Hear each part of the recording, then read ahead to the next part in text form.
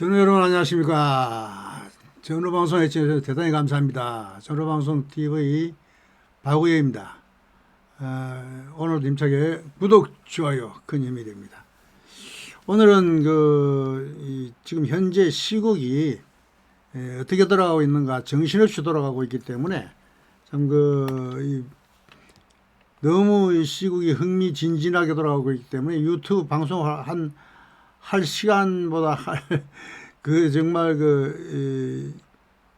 시국에 빠져 있다 보니까 이것이 우리 전우들이 많이 헷갈리겠구나. 나도 헷갈리는데 그래서 그걸 한번 정리를 한번 해봤어요. 정리를 한번 해보니까 지금 딱 세 가지예요. 세 가지. 첫째는 우리 윤석열 대통령이 체포가 되느냐 안 되느냐, 체포가 되느냐 안 되느냐 하고, 두 번째는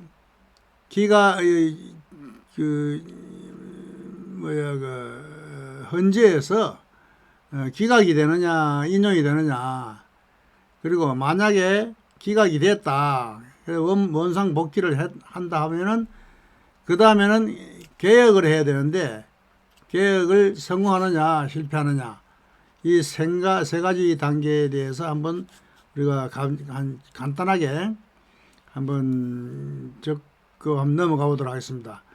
첫째는 제가 볼 때는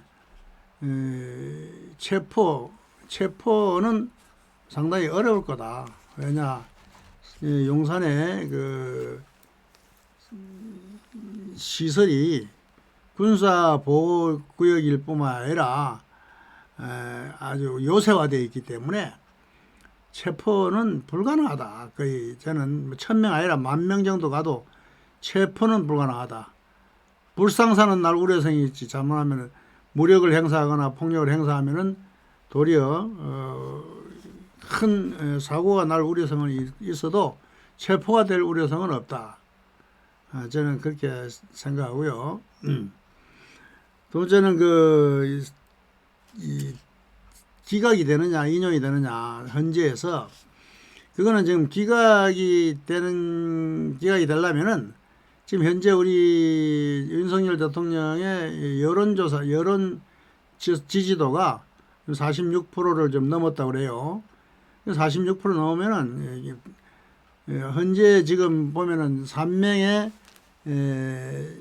주사파하고 3명의 중도파, 그리고 이 2명의 이렇게 여당 우파 이렇게 돼 있는데, 사람들이 이제 8명 중에는 3사람만 반대하면은 이거는 기각이 되는 거예요. 기각. 6명이 찬성을 해야 인용이 되는데, 8명 중에서 3사람만 반대를 하면은 5명이 찬성을 하기 때문에 6명이 안 되기 때문에 기각이 되는 거예요. 그래서 내가 볼 때는 여론이 46% 이렇게 올라가고 하면 50% 이렇게 하면은 현재 아무리 재판관들이 뭐 자기들끼리 짜고 박근혜 때처럼 8대 0으로 뭐 이렇게 할 수도 있지만, 그때는 여론이 박근혜한테는 대통령이 없었기 때문에 그랬지만, 지금은 여론 때문에 인용이 어렵다. 기각이 될 가능성이 훨씬 높다. 일단 기각이 된다고 보고, 기각이 되고 난 뒤에는 개혁을 어떻게 할 것인가. 개혁하는 것이 정말 어려운 거예요. 내가 볼 때는 개혁하기 위해서는 이 주사파들을 척결해야 되는데, 주사파가 지금 우리 법조계, 언론계, 검찰, 경찰, 군인 곳곳에 지금 또아를 틀고 주도권을 잡고 있단 말이에요. 현재 상당한 주사파들이 수십 년 동안 이 침투해 가지고 지금 모든 곳곳을 다 장악하고 있기 때문에 지금 이런 사태가 벌어지고 있는 거거든요. 그럼 그거를 어떻게 척결하겠습니까? 지금 또 대통령이 인용이 돼 나와도 국회의원들이 국회에서 또 탄핵한다고 나오고 또 탄핵하고 이렇게 탄핵을 계속하고 한다 그러면 방법이 없어요. 그래서 그때는 내가 볼 때 개혁을 할 때는 이제는 혁명을 해야 돼. 개혁이 아니고. 개혁으로는 안 돼요. 혁명을 해요. 혁명은 어떻게 해야 되느냐. 4.19, 5.16 우리 민중혁명식으로 지금 윤석열 지지도가 56%, 50%, 60%, 70%까지 올라가면은 혁명을 할 수가 있어요. 그래서 국회를 해산시키고, 국회를 전부 해산시키고, 선관위도 해체하고, 새로 다 짜야 되는데, 그때는 혁명을 하는 수밖에 없어. 혁명을 어떻게 할 것인가, 내가 볼 때. 그래서 그 전에, 지금 아주 제가 이 내용 중에 좋은 내용이 있어가지고, 요거를 한번 내가 커뮤니티에 올렸는데, 이걸 한번 보고 이야기를 하도록 하겠습니다.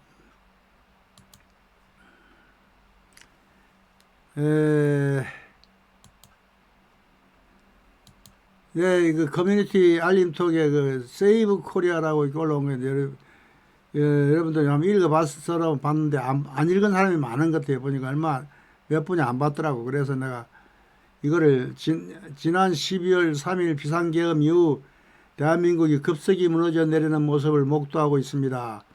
불과 몇 년 전만 하더라도 그 당시에 그람시의 진지론상으로 권부의 7, 80%가 좌파에 장악되어 있다고 주장은 하고 있었으나 이제 대한민국의 권력기관들은 완전히 저들에게 넘어갔음을 확인하고 있습니다. 그러니까 이 지도부 핵심 권력을 얘들이 지금 많이 그래서 대한민국의 헌법에서 최고 헌법기관이란 국회, 대통령, 국무총리, 행정각부, 대법원, 헌법재판소, 중앙선관위 7가지를 의미하는데 대통령과 국무총리의 탄핵을 제외하고는 모조리 각 기관의 권력이 좌파에 의해 장악되어 있으며 삼권에 버금간다는 조중동 등 언론이 좌파 일색이고 게다가 마지막 보루인 군, 검찰, 경찰까지 검찰의 공수처까지 저들 수정했다고 들어갔다는 사실을 숨길 수가 없습니다. 사실 세계 군사력 6위의 막강 대한민국이 총 한 번 못 쏴보고 적들의 수중으로 들어가고 갔다는 사실을 놀라울 따름입니다. 지금 시각에도 한남동 관저 앞에는 수많은 애국 시민들이 새로 등장한 2030 젊은 세대, 20대, 30대 젊은 세대들과 합세하여 밤을 새워가며 대통령 체포를 저지하기 위해 고군분투 중이지만 특단의 방법이 없이 공권력을 이겨내기 어려울 것으로 보입니다. 이의 본색을 드러내고 칼을 빼든 저 세력들은 파죽지세로 무대하게 밀고 나갈 것입니다. 이번에 공수처의 집행을 막아낸다 해도 어쩌면 헌재와 변론사 대통령이 간접받고 나온 순간에 재표당할 가능성도 있어 보입니다. 또한 권한대행 등 나약한 행정관료들의 배신을 규탄하는 것도 법원의 불복이나 가처분 등 희망을 갖는 것도 현재 소장에서 내란죄를 빼게 되면 기각될 것이라는 기대도 냉정하게 말해서 어쩌면 지금의 구도에서는 어려운 방향으로 진행될 것으로 예상됩니다. 그렇다고 이러한 모든 일련의 사건들이 이재명의 사후 리스크를 피하기 위해서만 진행된다고 보이지는 않습니다. 이재명의 한마디에 경찰, 검찰, 공수처 등이 일사불란하게 대통령을 잡기에 경쟁적으로 나설 수는 없다고 봅니다. 무언가 거대한 배후의 연합 카르텔이 움직이고 있음을 느낍니다. 이재명도 하나의 게임의 말일 뿐 주역이 아닐 수 있습니다. 이재명 카드는 너무 노출되어 있고 그가 빼돌린 자금으로 대한민국을 움직이고 장악하기엔 택도 없다고 생각합니다. 그렇다면 그들이 누구인가? 종북일 수도 있고 종중일 수도 있습니다. 중국이나 북한 아니면 종북 합작일 수도 있습니다. 그렇지만 최근 국제정세나 국력, 자금 조직에서의 거대한 카르텔을 형성할 수 있는 능력 측면에서 본다면 중국 공산당 쪽에 가깝다고 추정됩니다.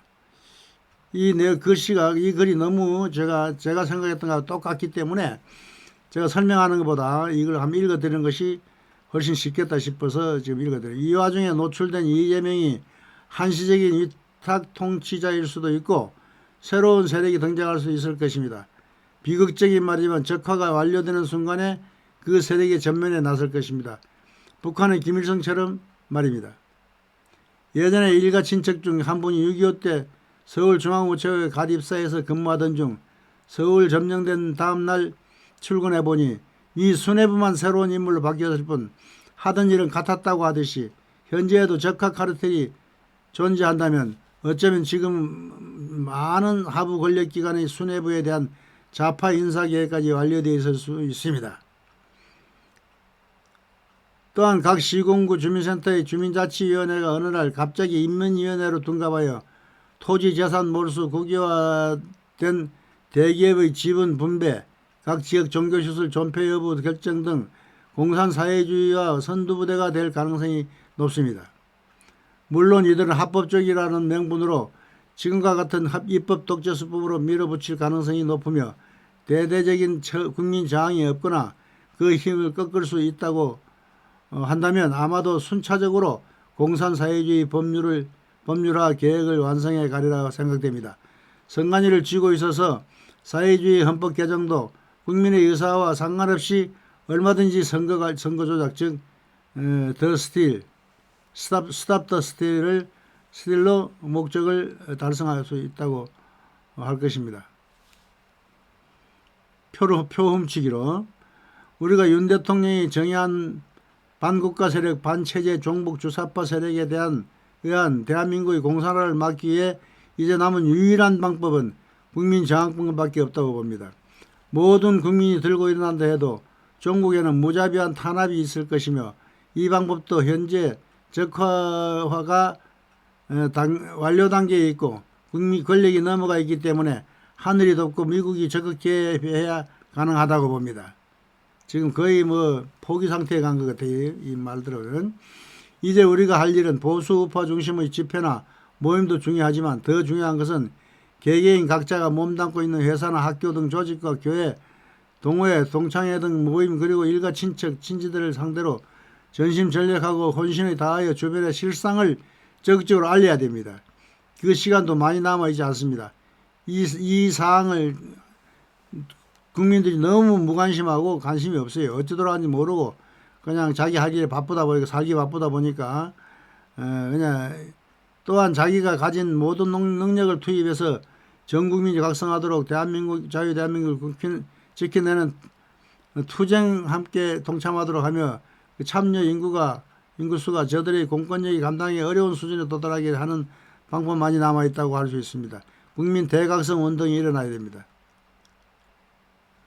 이제 금년의 또 투쟁 목표는 세이브 코리아, 안전한 한국, 특히 향후 2, 3개월의 자유대한민국을 구할 수 있느냐 하는 분수령이 될 것입니다. 이거를 비관적인 시나리오지만 이제는 우리에게 남은 카드는 유일하게 국민저항권뿐이라는 의미를 강조하기 위한 것입니다. 지금 윤석열 대통령이 더 이상 이거는 버틸 수가 없고 국민저항권을 발휘하지 못하면 안 되겠다 싶어서 지금 계엄령을 해가지고 전 국민에게 계엄령이 아니라 계몽령이라고 한 말이 맞습니다. 계몽령이란 말이 맞아요. 그래서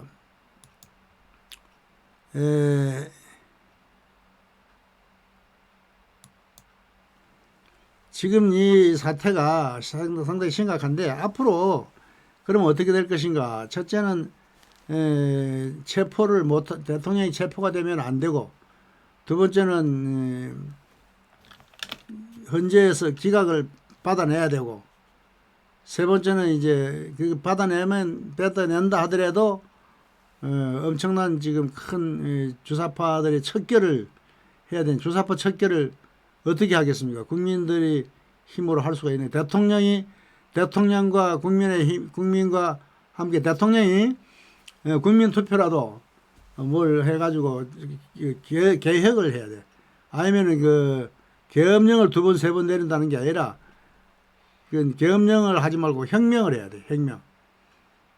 혁명을 해서 완전히 박정희 혁명식으로 그렇게 하지 않는 사이에는 주사파의 이제 언론 선관위 그리고 검찰 경찰 공무원 지금 그래도 믿을 수 있는 거는 그래도 경찰에는 지금 주도권이 경찰서장이나 이런 높은 사람들한테 가 있는데 그 인사권을 발휘해서 전부 갈아치우고 또 우리 검찰에도 우파를 전부 우파로 전부 갈아치우고 경찰도 우파로 전부 그 지휘관을 바꾸고 해서 많은 경찰과 검찰을 우선 장악을 해가지고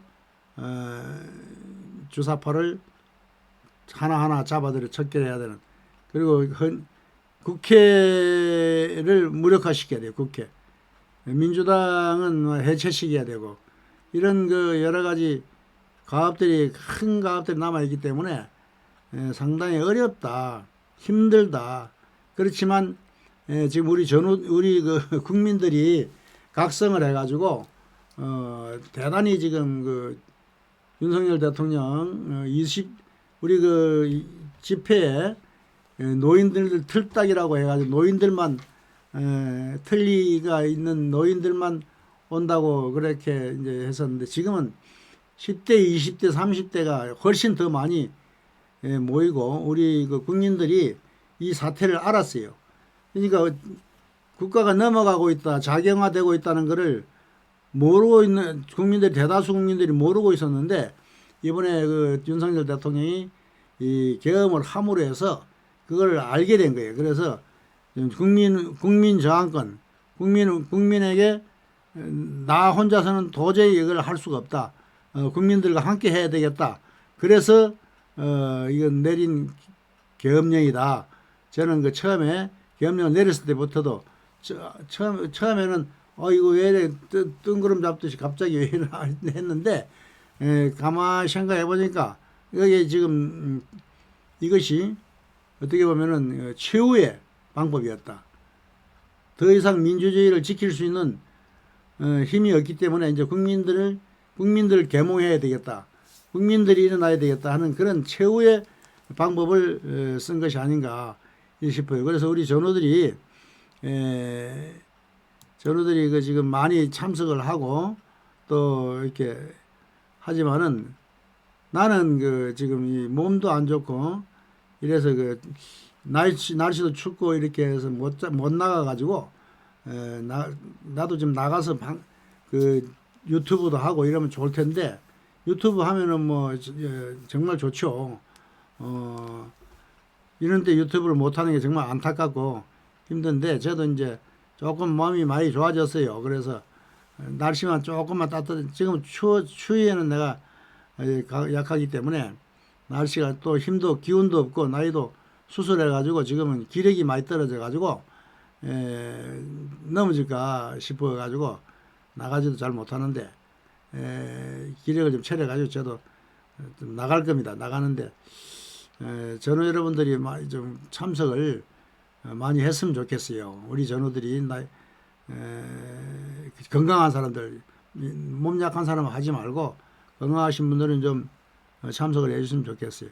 우리 그 이인순 전우가 상당히 그 많은 활약을 하고 있는데 이인순 전우에 대해서 한번 전우의 활약상을 한번 보도록 하겠습니다.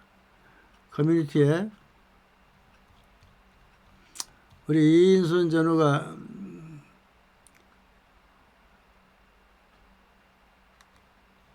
여기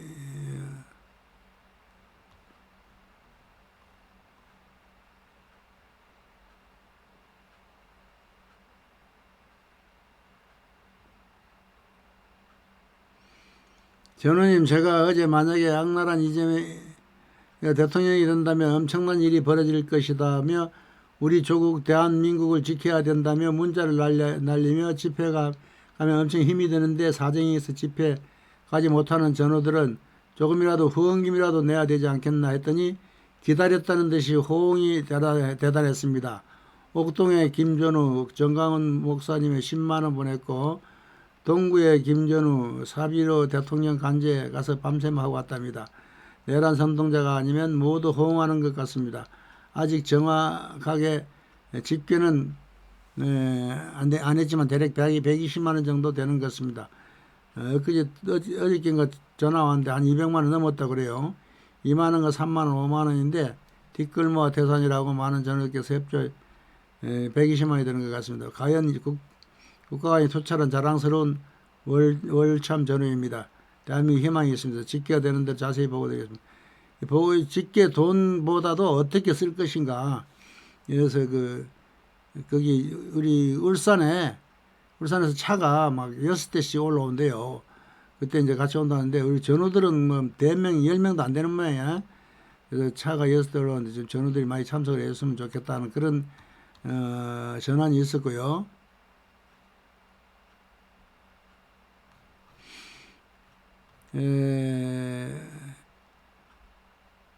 월참 중앙에 이건 별도로 하겠습니다. 나중에. 월참 전후 여러분, 그 어떤 사람보다 배고픈 사람이 제일 서럽다지요. 우리는 굶주림을 경험한 세대니까 잘 아시겠죠. 조국 대한민국이 왕왕하고 있습니다. 공산국가가 되길 바라고 대한민국이 망하길 원하는 민주당 사람이 아니면 손자 손녀에게 공산국가 배고픔을 물려주고 싶은 분은 없겠지요. 우리의 늙은 힘이나마 도와야 된다고 합니다. 도와야 합니다. 좌파가 아니고 이재명의 개딸들이 아니면 모두 광화문 집회에 나오세요. 아니면 후원금이라도 내세요. 시간이 없습니다. 버스 지나간 뒤에 배기하기 소용없습니다. 손자 손녀들의 그 어떤 유산보다 자유대한민국을 물려주는 것이 유산입니다. 여기 후원 계좌가 좀 나와 있는데 부방대 새마을금고 9003-2833-3694-8 예금주 이미정으로 후원을 해주시면 우리 백마 이인순 전우님을 만나보니까 정말 천년결백하고 정의의 사나이고 아주 대단한 정력을 가지고 있는데 몸도 많이 아프고 좋지 않은데도 대단한 활약을 하고 계시는데 많은 후원을 해주시고 우리 전우들을 위해서 뭔가 큰 일을 할 수 있도록 후원해 주시기 부탁드리겠습니다.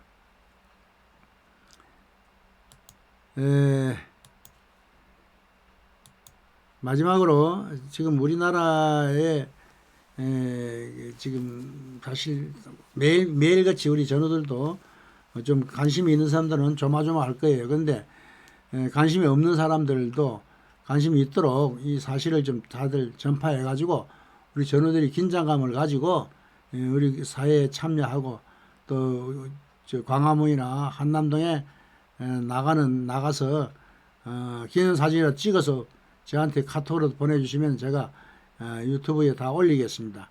여러분들 좋은 활약 기대하고요. 제가 생각할 때는 결론적으로 말해서 윤석열 대통령은 이 지는 게임은 하지 않습니다. 이기는 게임을 한다고 생각해요. 그래서 그 계엄령도 일부러 실패한 척 했지만은 그걸 성공시킬 수도 없었고 그 이상 더 할 수도 없었고 딱 적당하게 법에 안 걸릴 정도로 적당하게 딱 한 거예요. 더 이상 하면은 법에 걸릴 우려성이 있죠.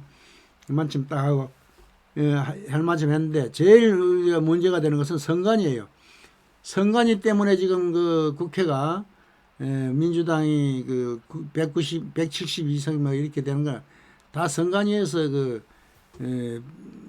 사전 투표 이런 걸 가지고 조작을 해가지고 한 걸로 지금 많이 여러 여기저기서 지금 막 얘기가 되고 있는데 그 사실인지 아닌지는 선관위를 완전히 어떻게 하나 이번 조치가 윤석열 대통령이 기각이 돼 가지고 그 어떤 결과가 나올 때까지 저는 여러분의 많은 적극적인 협력과 또 전후방송도 후원도 좀 해주시고 구독 좋아요도 눌러주시기 부탁드리겠습니다. 중성.